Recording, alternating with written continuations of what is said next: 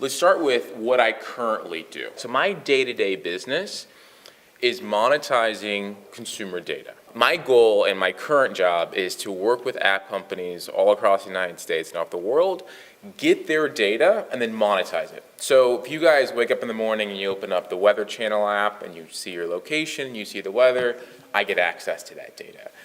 Some dating apps, a lot of games, Clash of Clans is a huge app in our ecosystem. These companies reach out to me and they say, we have all these consumers using our app, we need to make money with it outside of serving ads to you when you're inside the app, outside of also doing in-app purchases if you want to up-level. As a company, Complementix, we receive that data and then we monetize it anonymously. So all we would see is a random ID of a phone somewhere in Chicago or in St. Louis, and then we would understand that that device actually went into Costco or Target or Walmart.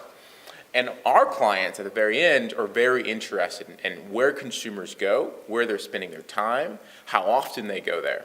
That's the business. So I collect data from company A, let's use Tinder as an example. They send it to me anonymously, I monetize it, and then I pay them for it. I've been doing this for 5 years, we're really, really good at it. I see roughly 288 million devices on a monthly basis. These are consumers using just regular apps. And the idea came probably 2 years ago, instead of paying all these companies money for their data, why can I create one single app, have the consumer download it anonymously, and then pay them for the data? That's the concept. Tapestri says it's your data, you should get paid for it.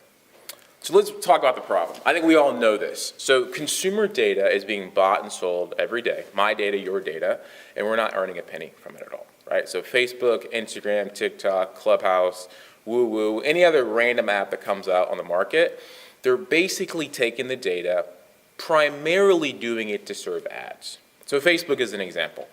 You agree to the terms and conditions, which is gibberish that you'll never actually read. They will then optimize the whole ecosystem to serve targeted ads to you. So Facebook doesn't actually sell data. They basically orient their ads to make them more targeted so you can click on them.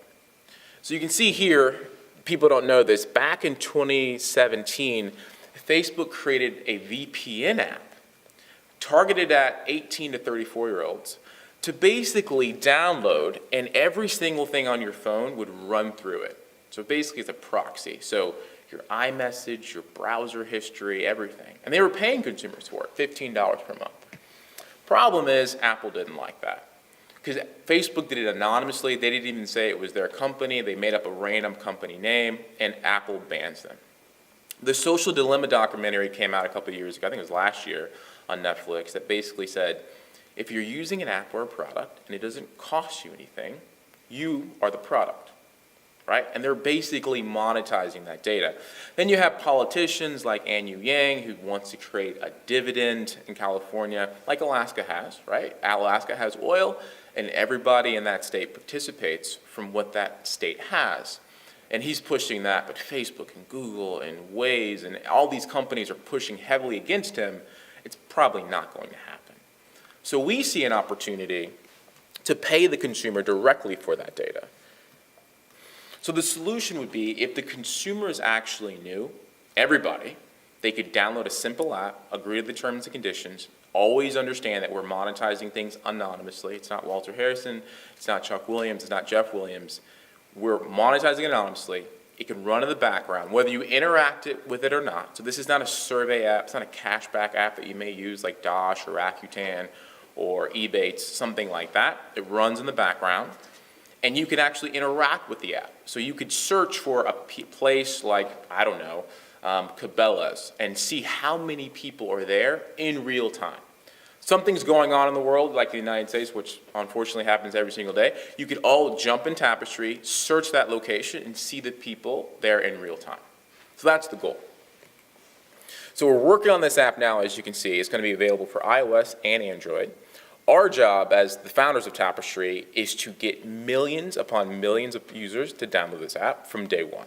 Where I see the opportunity, however, is the affiliate program, where I feel like we'll get millions of consumers to use it, have the social proof on Facebook and IG that this app actually works. I'm actually getting paid for it. It's transparent. Here's the money in my account. Look. But if we had affiliates actually pushing the product as well, there's a big opportunity for affiliates to make a lot of money. So for the consumer, you can tap a friend, earn a buck. So I take Aaron, I say, hey Aaron, download this app. He downloads it. I earn $1 off Aaron per month. Every single month as long as Aaron stays active. As an affiliate, you can earn even more. So even the average consumer can refer a friend and earn revenue from just using a very, very simple app. So the consumer downloads an app passively in the background for iOS and Android.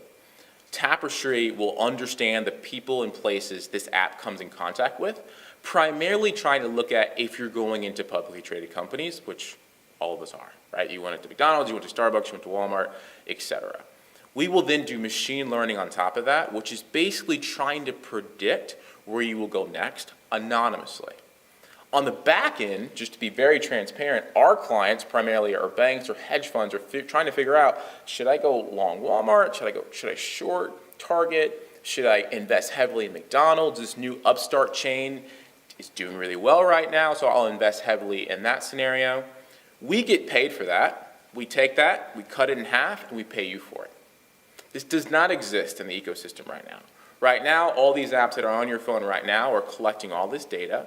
Let's say Robinhood, which is in the news right now, was getting paid $100 million a year just selling data to Citadel, for example, selling that data float.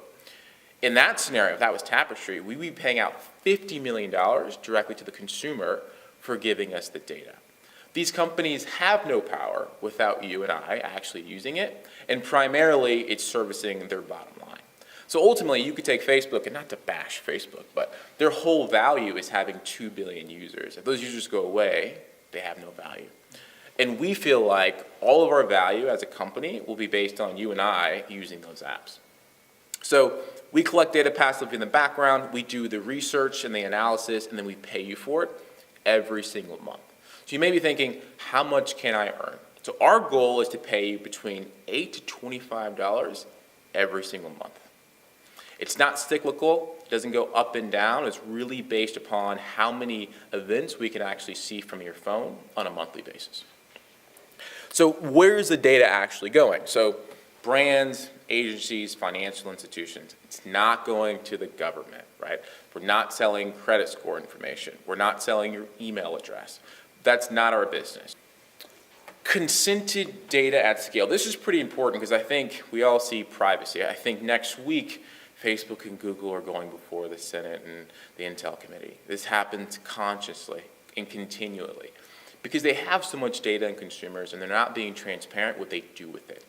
We all kind of think, man, is Facebook listening to me when I use this app? I'm sure you've probably thought that before. Is Alexa always using us even if we don't use the wake word? I mean, these type of questions come up because sometimes these ads are so tailored to something I just thought about, it almost seems.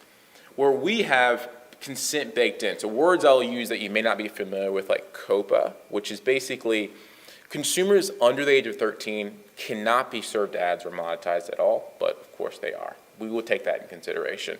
You have to be 16 years of age to actually use the app. CCPA, which is a California privacy law, which matters quite a bit, we will have that baked in. GDPR, which is a European privacy law, Tapestri will have that baked in as well. So that's the goal. So privacy and your permission and your transparency is crucial. The goal is I want to take an industry like the MLM space who've generally are really good at going direct and sharing opportunity, whether it be a juice or a product or whatever it is. Now it's a very simple app. Hey, listen, I'm making money from Tapestri. It's very simple. Here's how much I've earned. Download the app, you can make money too, and you're earning $1 off that user per month. All right, so the solution, as I talked about earlier, if consumers knew, and again, our goal is to get millions of users to do that, and we will do that successfully in a very short period of time, that everyone can get paid for their data anonymously. But we're not just an app that collects data. It actually is a product that you could search for and actually understand the people and places around you in real time. And we pay out monthly. No maximums, no minimums. So our goal is to collect about 200 events per user per day. So what does that mean? So generally, when we see a phone move 50 meters, we're going to collect location. So right now, let's say for me, I'm out in Naperville in Chicago. I work from home, so it's not very interesting where I'm going. I'm not really going anywhere. May at the end of the day, may go to the gym or maybe the grocery store. After my phone moves 50 meters, it'll collect location again. Only looking at places you go, so not your house. We're not interested in your house, your neighbor's house, only physically places like retail locations. We will tabulate that and pay out per month. At the very bottom, we're kind of highlighting who's getting this data anonymously. Brands, agencies, financial institutions, real estate groups, not the government, not just random Joe Schmo who reaches out to Tapestri trying to spy on their neighbor. No, not happening. Here are a couple things that I think leading technologists have said about data. You've been tricked into giving away your most valuable asset. And if you will get paid for your data, this is Jared Lanier. He said this about a decade ago. Pretty prescient. Data is worth more than oil. It should be benefiting us, not just the companies. That's the goal. So this is an app that will pay you for the data, and our job and our responsibility is to get people to use it.